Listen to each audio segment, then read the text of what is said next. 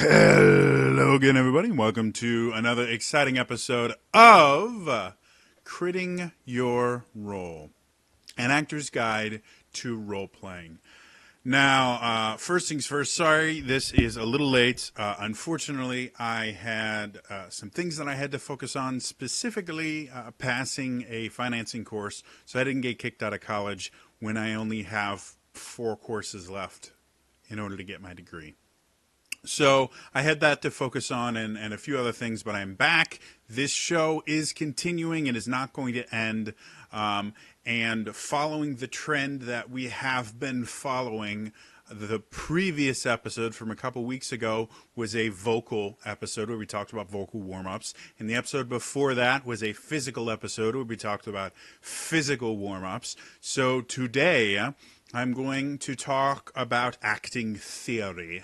Or what I would call acting warm-ups or mental warm-ups, things like that. Role-playing in general is a unique form of performance and creation in the fact that it's done in the moment, it's done in collaboration with other people, and it requires a lot of give and take. It really does. You have to really, to have good role playing, you really have to understand, you need to understand your own character, and you also need to understand how they fit into the bigger picture. Now, Dungeons and Dragons makes this a little bit easier by giving you a class and a race and a background in 5th edition, and that simplifies things a lot. And then the Dungeon Master makes it even easier by giving you a situation to be put in and limitations and things like that. And as crazy as it sounds, limitations, a lot of people think limitations stifle creativity. I personally believe limitations encourage creativity and encourage you to be that much more aware of yourself and your abilities based on what you can't do, you know, so things like that. So for acting warm-ups or mental warm-ups, there's a lot of different things you could do. You could do something as simple as reviewing your background, reviewing your notes and stuff like that. That's actually a very common thing for professional actors to do before they go on stage. They will review the script, or they will review their personal motivations for the scene that they're about to do. It's not uncommon, but it is a very singular thing. It's something that is done for yourself, by yourself. And again, the unique aspect of D&D and role-playing games in general is the collaborative aspect of it. So I'm actually going to describe 2 incredibly simple mental warm-up techniques that will help you to kind of warm yourself up and get your mind thinking in a creative way, in a way that is collaborative, but still not something that's going to take, years to learn, or you're going to have to take hours of notes. These are 2 very, very simple. Technically, they are improv games. You have probably seen them played before. One of them is going to be a slight variation of an improv technique that is taught in every single improv class that has ever been taught ever. But again, because of the improvisational nature of role-playing, these are 2 great ways to not only get yourself kind of into the mental state of role-playing, but to also start getting a little cohesion between group members and things like that. It really is a good way to just get everyone together, get everyone ready for the idea that we're about to tell a story together. So, the first game is actually one of my favorite improv games ever. I actually used to play this game on bus rides and stuff like that when I was in high school, because I belonged to, jazz bands, 2 different jazz combos. I ran a Dixieland combo. I was in show choir. I was a part of the carolers. I was in regular choir. I was in a bunch. I was in almost every musical. Anyway, I was a part of a lot of different things, and a lot of those things involved traveling and going places. And when you have a bunch of teenagers on a bus with nothing to do, you eventually start coming up with stuff. And so a buddy of mine used to do this, actually all the way back in like 7th and 8th grade. A buddy of mine used to do this with me. The game itself is called Questions Only. It's a very simple game. You're given a situation. You're given a location. You are in a pizza parlor, and you can choose your characters. You can have someone choose your characters for you. If you've ever seen Whose Line Is It Anyway, they've played this game a lot on it because it's incredibly entertaining. And the only rule of the game is you can only ask questions. So, to give an example, let's say you're in a tavern, and so you come up and go, "Hey, what's a guy got to do to get a drink around here?" And the person opposite you would go, "Do I look like I work here?" And you just continue going with things like, "Well, would I have asked you to get a drink if you didn't work here? What makes you think I work here? Why aren't you getting me my drink? What kind of a drink do you want? What kind of drinks do you have? Why do you think I would know what kind of drinks you have? Don't you work here? Didn't we just discuss this? Then why am I asking you for a drink?" And it keeps going until someone can't come up with a question or can't come up with one fast enough. And to get kind of the group cohesion going, a good idea is as soon as somebody falls out, you have somebody on deck. And they just jump in and the storyline keeps going. And the entire point of the thing is you want a conversation to happen. You want this to continue going on. You want to have some sort of a story that is told. So, if you're just sitting there and going, what's my name? What's the square root of 742 and a half? Why do farts smell bad? That's not a cohesive story. That's not a good warm-up game or anything like that. You do want to listen to your scene partner, react to what they're saying, and then come back with something else. So it's an incredibly simple game, but it's so much fun. It really, really is. And it can be done in as little as 5 minutes. So literally right before you go live, right before, if you stream your games, or right before you sit down to do the recap. Like I generally, even the games I don't stream, I would generally start off with a recap of what had previously happened, just to kind of let everyone know, okay, we're done socializing, we are now playing the game. This is where we are. So it's something that's so simple and so easy. You can do it literally right before the DM goes, all right, let's get down to play. And the DM can play as well if they don't have extra prep work that they have to do or something like that. Do remember,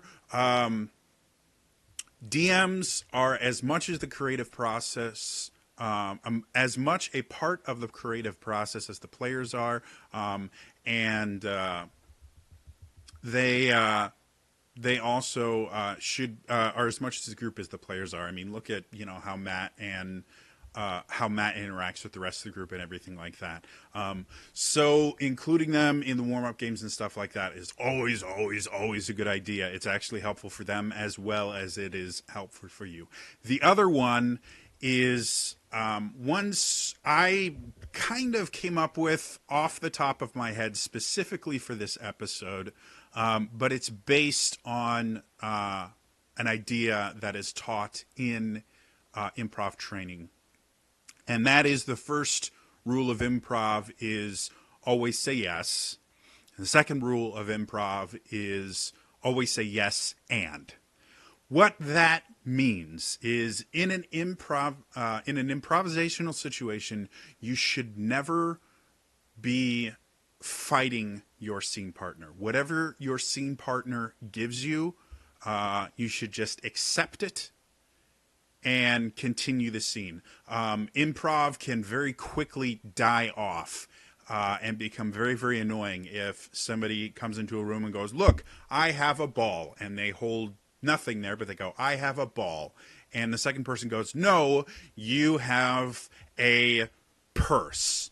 And they go, okay, now I have to change.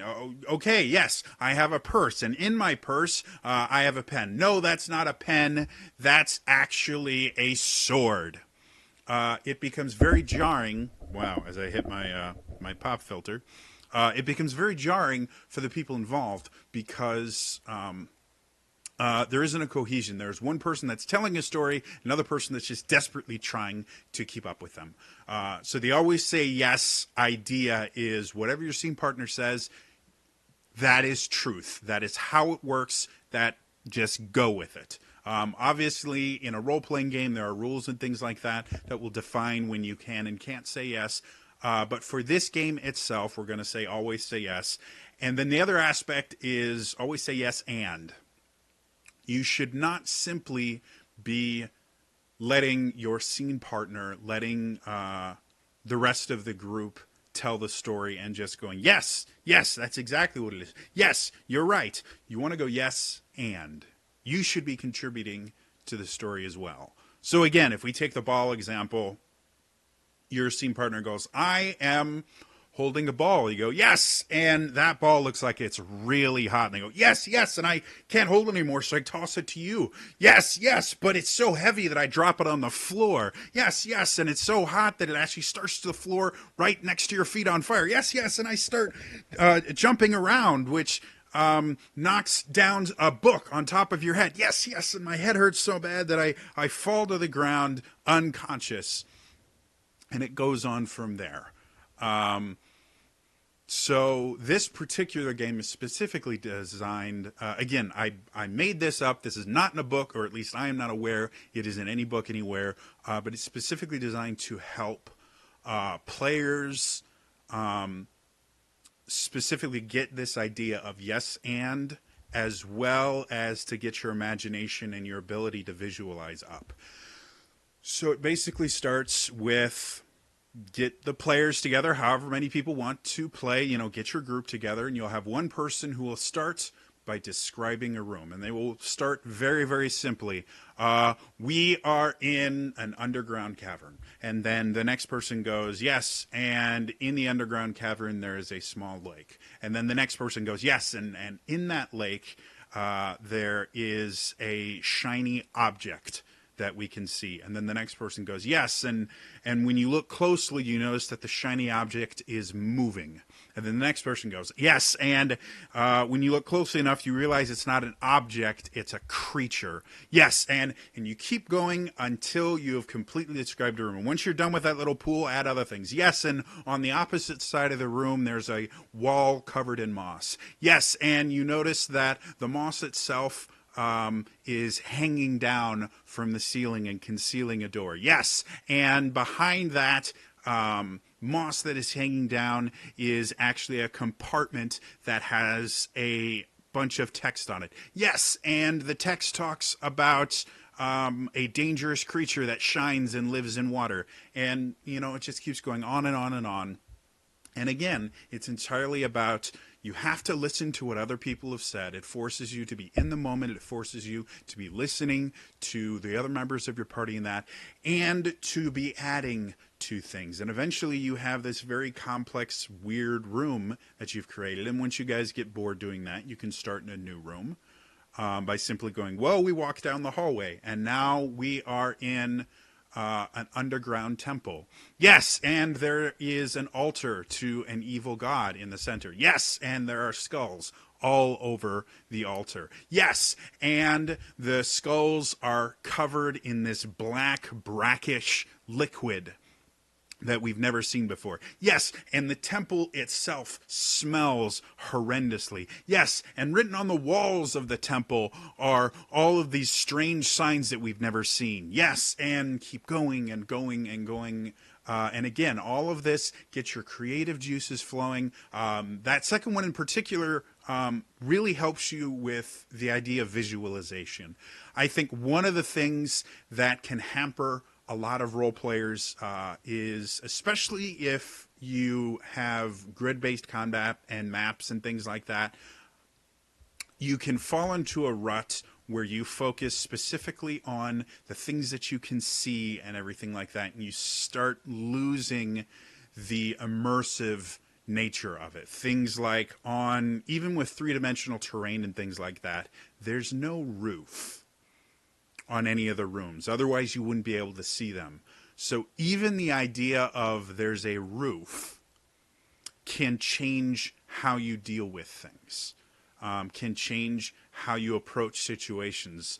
And you won't see that on a map, whereas you will if you're good at visualizing. So both of these are great games. They're really fun. They're very, very quick. And again, they all rely on the idea of improvisation, listening to the other players, listening to your scene partner, reacting and adding to a situation. So before your next D&D game, give one of these a shot. Again, like all warm-ups, this is going to feel silly. That's just how all these are. Warm-ups are not meant to make you look good. They are not meant to show off your amazing skills or anything like that. They are meant to warm you up. And because of that, they always look and feel silly. That's just how it works. Get used to the silly, live in the silly, feel the silly. It's good for you to be silly every so often. So anyway, yes, that is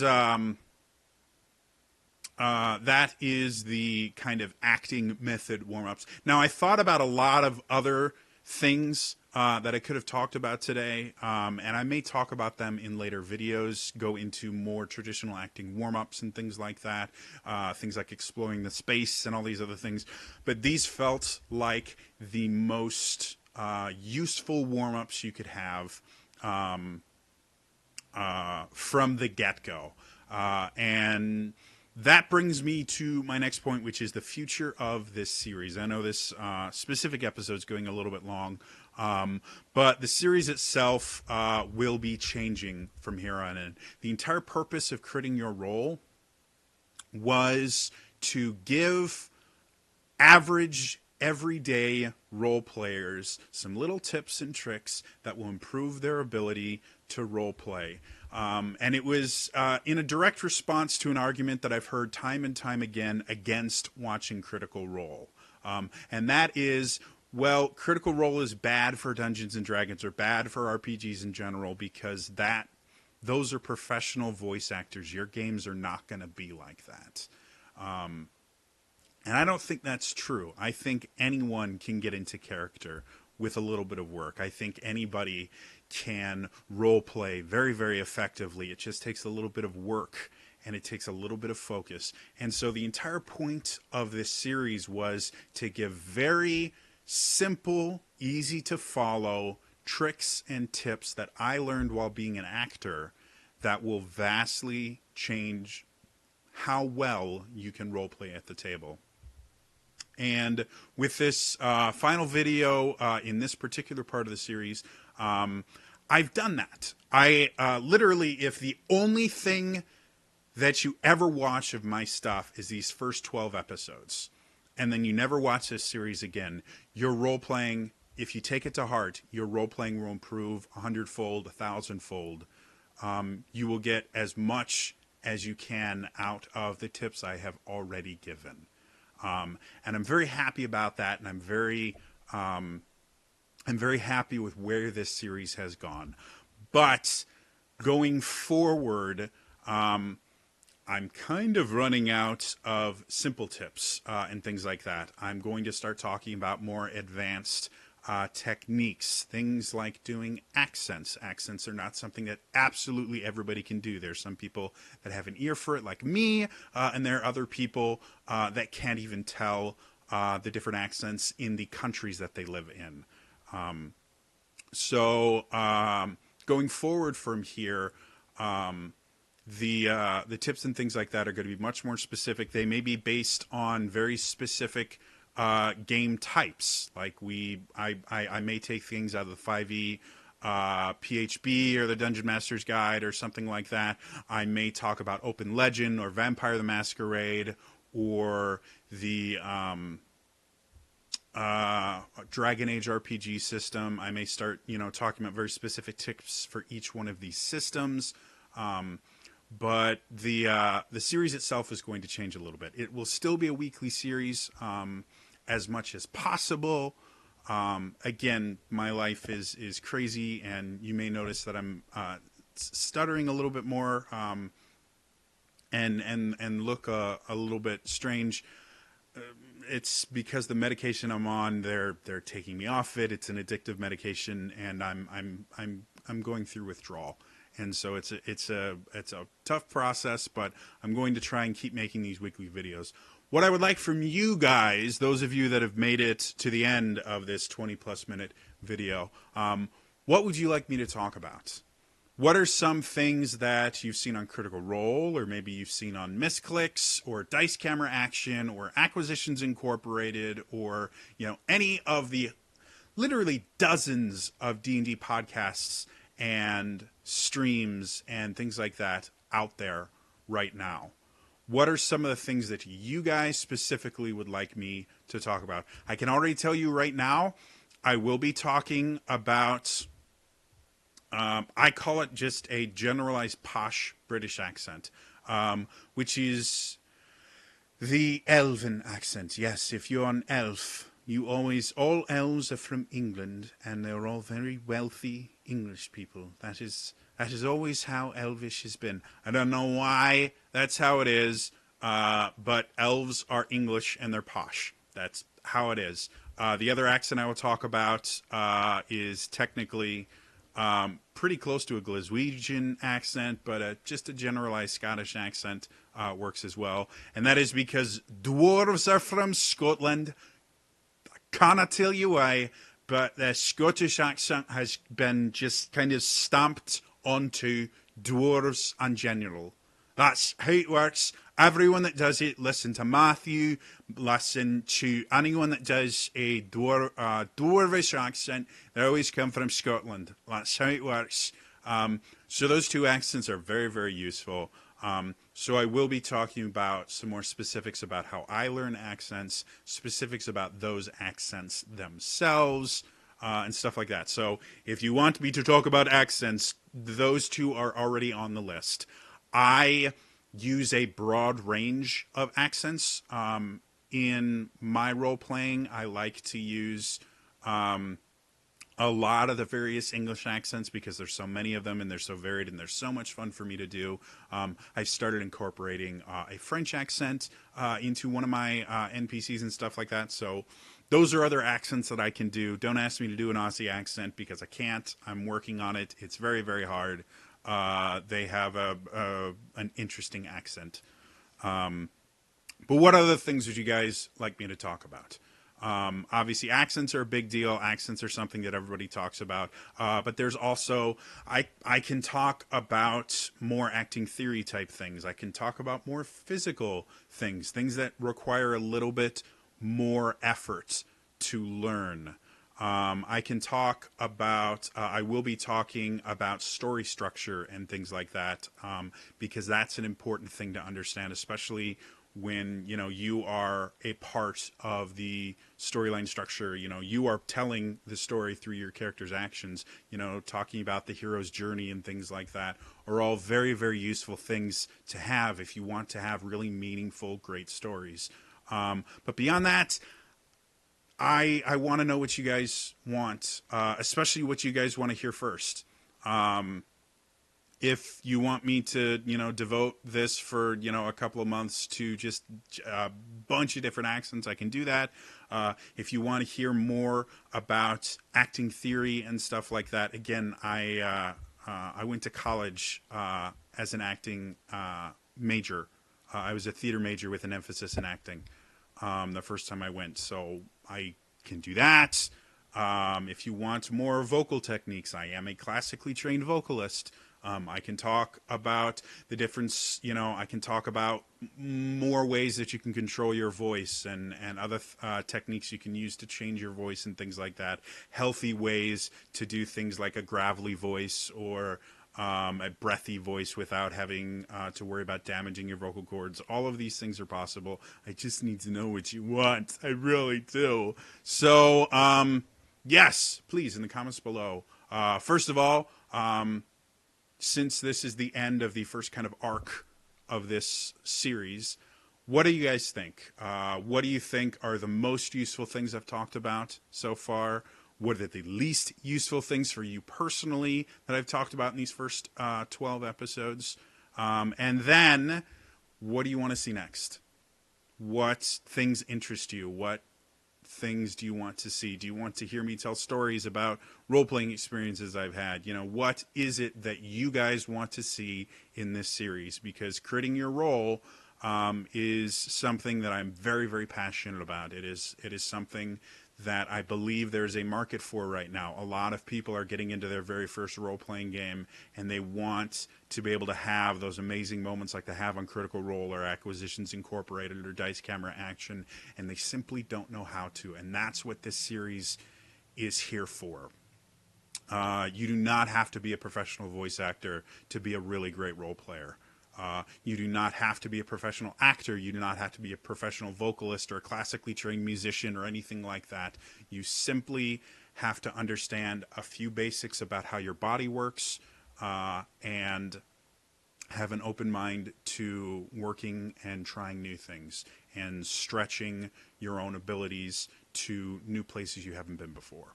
So, yeah, that's the end of the first kind of arc, the first series of Critting Your Role. I hope you guys have enjoyed it thus far, and I hope you guys continue to watch as I start going into more nitty-gritty type stuff. But that's all for me today, and I will see you guys next time, all right? Bye-bye!